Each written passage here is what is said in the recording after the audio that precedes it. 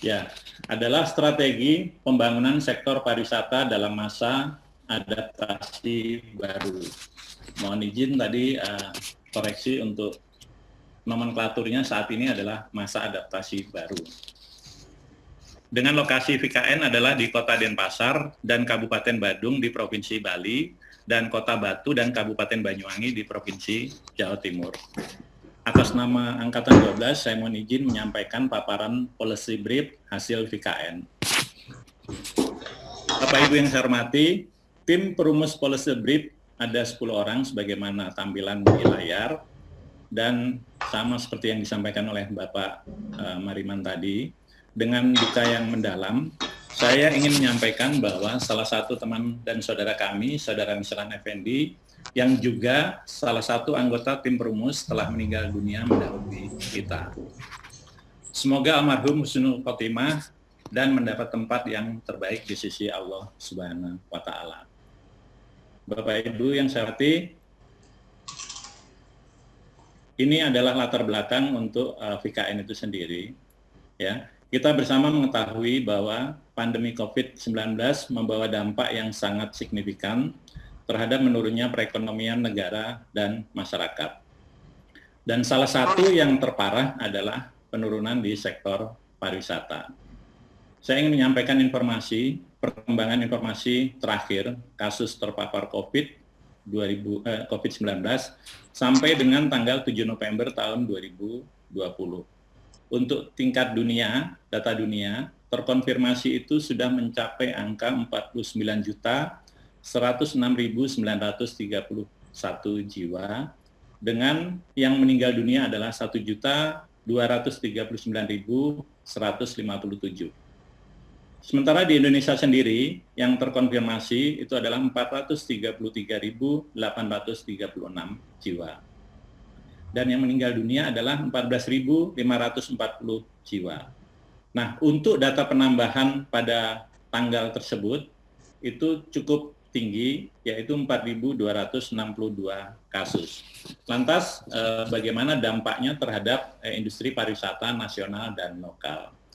Untuk dampak terhadap industri pariwisata nasional, kami mengutip dari tulisan Bapak Muhammad Rifki Fadilah, ya, seorang peneliti bidang ekonomi di The Indonesian Institute. Ya. Yang pertama adalah tingkat penghunian kamar atau TPK.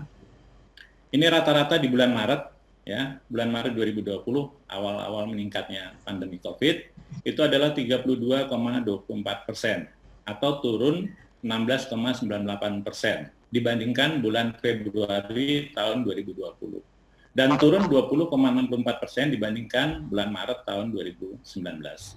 Secara signifikan, tingkat penghunian kamar yang menurun ini juga dibarengi dengan penutupan hotel dan pengurangan karyawan. Total hotel yang tutup itu 1.260 hotel pada bulan Maret, dan saya yakin untuk sampai dengan saat ini juga semakin banyak. Kemudian juga terjadi pemutusan hubungan kerja atau dirumahkan, itu sekitar 150.000 karyawan. Kemudian dari sisi finansial, total kerugian pariwisata dari hotel dan restoran saja itu hingga Maret tahun 2020 itu menyentuh ke angka 1,5 miliar US dollar atau setara dengan 21 triliun rupiah.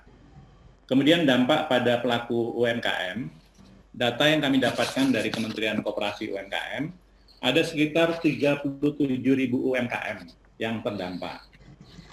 Kemudian dari temuan LIPI, ya, itu untuk penyedia akomodasi dan makan minum UMKM mikro itu mencapai 27%.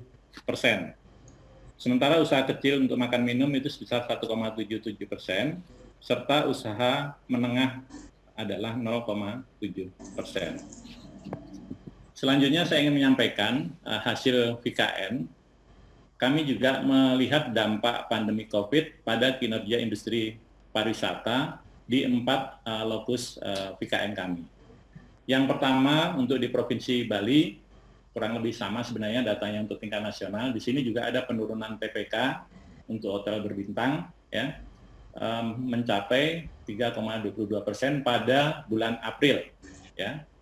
PPK tertinggi di Kabupaten Badung sebesar 60,57% dan terendah di Karangasem sekitar 38,17%. Kemudian dari sisi jumlah wisatawan mancanegara ke Provinsi Bali untuk data bulan Mei itu turun sedalam 88,99 poin dibandingkan dengan bulan April dalam kurun waktu 1 bulan.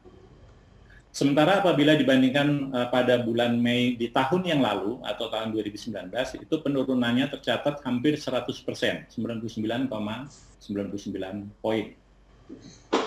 Kemudian wisatawan di Kota Denpasar sendiri turun dari jumlah 2,8 juta pada tahun 2019 menjadi hanya 54.151 orang. Ini data sampai dengan bulan Mei. Kemudian di sisi pendapatan daerah, ya untuk pendapatan asli daerah Kabupaten Badung itu pencapaiannya sampai dengan bulan Mei itu hanya 21%. Demikian juga pendapatan dari komponen pajak dan restoran sekitar 21,3%. Untuk Kota Denpasar mengalami penurunan PAD dari sektor pariwisata sebesar hampir 40%. Kemudian di Jawa Timur dari 2 kabupaten kota yang kita lihat, itu penurunan jumlah konsumen pariwisata Kabupaten Banyuwangi sebesar 73,8%. Penurunan omset usaha sebesar 74,1% dan persentase usaha wisata yang ditutup mencapai 17,3%. Dan untuk penurunan PAD juga terjadi di kabupaten kota ini hampir 40% atau sebesar 80 miliar.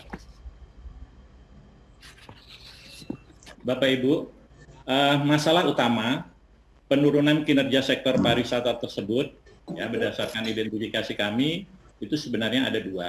Sudah bisa dipastikan 2. Yang pertama adalah adanya kebijakan pemerintah untuk penutupan, ya baik pemerintah pusat maupun daerah yang melakukan penutupan, pembatasan dan pengetatan kegiatan sektor pariwisata dan subsektor pendukungnya. Tujuannya adalah untuk menghindari agar virus COVID ini tidak menyebar semakin meluas. Kemudian hal kedua, masalah kedua yang penting adalah yang harus kita ketahui adanya ketakutan atau kekhawatiran bahkan ketidakpercayaan wisatawan terhadap objek wisata yang akan mereka kunjungi. Karena mereka khawatir akan terpapar COVID pada saat melakukan kegiatan wisata. Lantas, langkah apa yang harus diambil untuk dapat memulihkan kembali sektor pariwisata?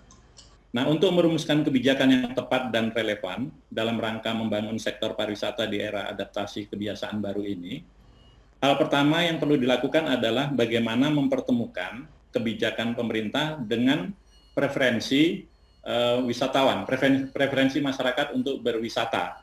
Ini yang harus kita ketahui 2 hal ini, sehingga nanti dari situ kita akan tahu kira-kira apa kebijakan yang paling tepat.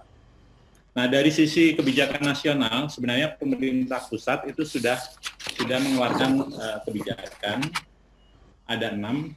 Yang pertama adalah put the people first, ya. Di sini prinsip mengedepankan kesehatan dan keamanan wisatawan serta SDM pariwisata agar relevan dengan new normal pasca COVID-19.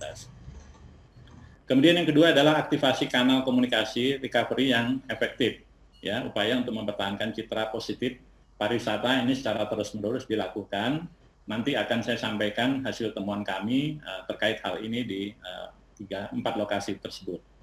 Kemudian stimulus permintaan, ya.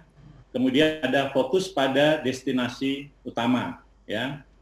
Pemerintah pusat sebenarnya sudah memfokuskan destinasi utama yang akan dikembangkan sehingga dia memiliki multiplier effect kepada destinasi lainnya. Kemudian juga utamakan wisatawan domestik, ya, karena ternyata untuk wisatawan dari mancanegara ini masih mengalami kesulitan untuk bisa masuk ke Indonesia.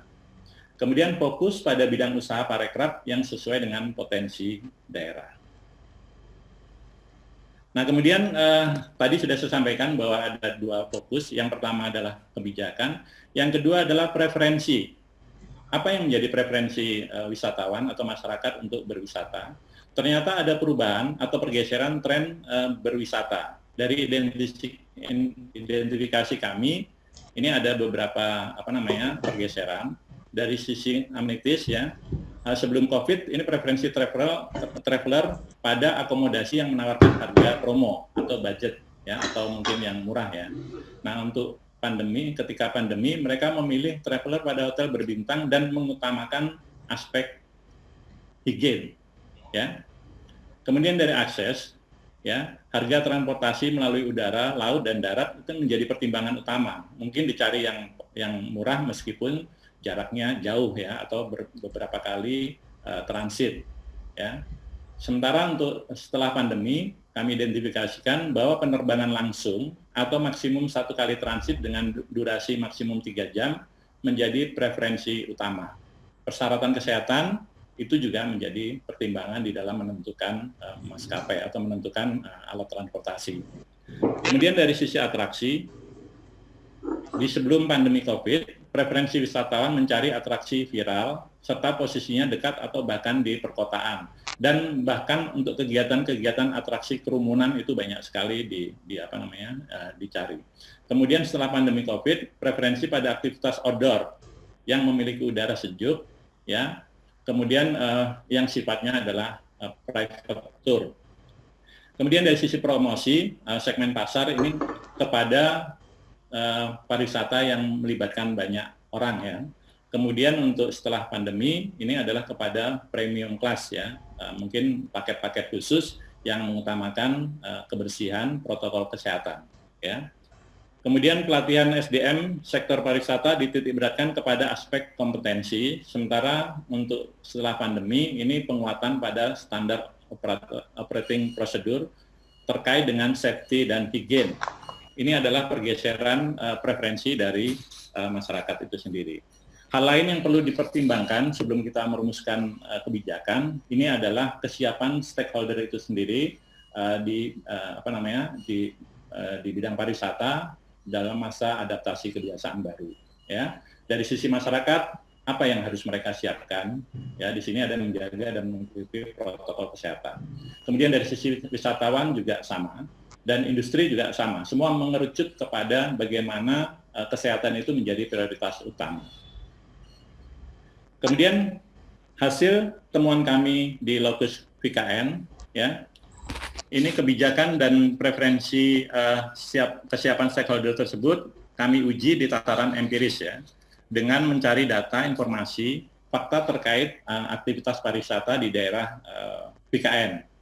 Ya, saya kira di sini pertama, dari Kabupaten Banyuwangi, fokusnya juga kurang lebih sama dengan yang di nasional, yaitu penerapan CASE, kemudian wajib rapid test ya bagi pekerja pariwisata, kemudian ada pembatasan jumlah pengunjung, kemudian penerapan SOP protokol kesehatan dan sertifikasi penerapan CASE, ya, cleanliness, healthy, kemudian safety dan environmental.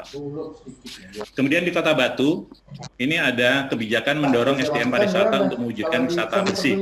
Ya. Kemudian ada juga sertifikasi terkait dengan protokol kesehatan. Kemudian penerapan disiplin menggunakan masker, hand sanitizer, dan juga ada kebijakan pembatasan pengunjung. Di Kota Denpasar, sosialisasi dan monitoring protokol kesehatan itu dilakukan. Ada juga kegiatan sertifikasi protokol kesehatan, kemudian pelatihan mewujudkan wisata bersih dan sehat, menggandeng ekrab, dan promosi wisata bersih dan sehat. Di Kabupaten Badung, ada branding yang disiapkan oleh pemerintah Kabupaten Badung, siap, sehat, inovatif, adaptif, dan produktif. Menerapkan prinsip CHSE juga. Kemudian ada juga sertifikasi protokol kesehatan, kemudian pelibatan masyarakat budaya, ini yang menarik, pelibatan masyarakat budaya dalam penerapan protokol, ya, pada tim yang dibentuk oleh pemerintah.